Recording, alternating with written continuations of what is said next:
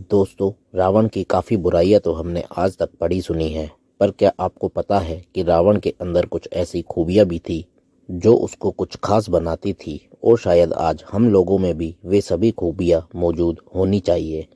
तो दोस्तों, आइए बात करते हैं कि रावण की वे कौन सी 10 खूबियां थी जो आज भी हर इंसान में होनी चाहिए। दोस्तों, रावण की सबसे पहली विशेषता थी कि रावण परम शिव भक्त था। जी हाँ दोस्तों, रावण जैसा शिव भक्त कोई दूसरा नहीं हुआ, क्योंकि आपने बहुतों को देखा होगा शिवजी पर बेलपत्र चढ़ाते हुए, जलाभिषेक करते हुए, दुग्धाभिषेक करते हुए और भी कई तरीके से शिव भक्ति करते हुए। पर रावण ने शिवजी को अपने शीश से अभिषेक किया था। उसने अपना सर काटकर शिवजी को चढ़ा दिया था। इतना परम भक्त था रावण शिवजी का, जो कोई दूसरा नहीं हो सकता। दोस्तों, रावण की दूसरी विशेषता थी कि वो बहुत बड़ा विद्वान था। जी हाँ, रावण 6 शास्त्र और 4 वेदों का ज्ञाता था।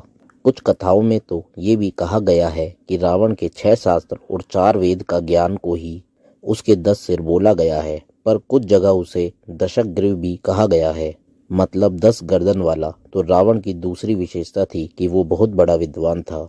रावण की तीसरी विशेषता थी कि वो बहुत बड़ा बलवान था। कहा जाता है कि रावण जब चलता था तो पृथ्वी डोल जाती थी और देवता अपना स्थान छोड़कर भाग जाते थे, तो इतना बलवान था रावण।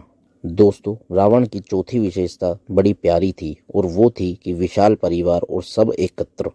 जी हाँ दोस्तों, आज के समय में 2 भाई भी एक साथ नहीं रह सकते और रावण के तो 1 लाख पुत्र और 1.25 लाख नाती थे, और इतना विशाल परिवार होने के बाद भी सभी इकट्ठा रहते थे। रावण ने सभी को एकत्रित करके रखा हुआ था। ये रावण की बहुत बड़ी खूबी थी। दोस्तों, रावण की 5वीं विशेषता थी कि रावण कुशल आचार्य भी था। जी दोस्तों, जब रामेश्वरम में प्रभु श्री राम ने शिवजी की स्थापना करनी चाही तो कुशल आचार्य के बारे में पता लगाने पर जामवंत जी बोले कि आज के समय में तो रावण ही सबसे योग्य आचार्य है। फिर जामवंत जी श्री राम का न्योता लेकर रावण के पास गए, तो शिव भक्त होने के कारण रावण ने आचार्य बनने का न्योता स्वीकार कर लिया और राम जी के साथ रामेश्वरम में शिवजी की स्थापना की। दोस्तों, जबकि रावण ये अच्छी तरह से जानता था कि श्री राम उसी से युद्ध करने आ रहे हैं, फिर भी रावण ने राम जी का न्योता स्वीकारा। यही होता है एक कुशल और योग्य आचार्य। रावण की 6ठी खूबी थी कि रावण शास्त्रों का ज्ञाता होने के साथ साथ शास्त्रों के रचयिता भी था। जी हाँ, शिव तांडव की रचना रावण ने अपने हाथ से की थी और शिव तांडव हमने सुना भी है। रावण की 7वीं विशेषता थी तपस्या। रावण इतना बड़ा तपस्वी था कि सूर्य और यम भी रावण की तपस्या के तेज के आगे फीके लगते थे। दोस्तों, रावण की 8वीं खूबी थी कि रावण ब्राह्मण था और उसका जन्म ब्राह्मण के उत्तम कुल में हुआ था।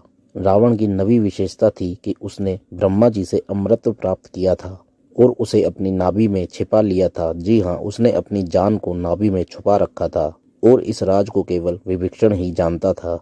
रावण की 10वीं विशेषता थी कि वो राम भक्त भी था, क्योंकि रावण अच्छी तरह से जानता था कि कोई भी शिव भक्ति बिना राम भक्ति के पूरी नहीं हो सकती और शिवजी राम भक्तों पर जल्दी कृपा करते हैं, इसलिए रावण राम भक्त भी था। तो दोस्तों, ये थी रावण की 10 खूबियाँ। ऐसे ही वीडियो देखने के लिए हमारा चैनल सब्सक्राइब कीजिए और वीडियो को लाइक कीजिए। धन्यवाद दोस्तों।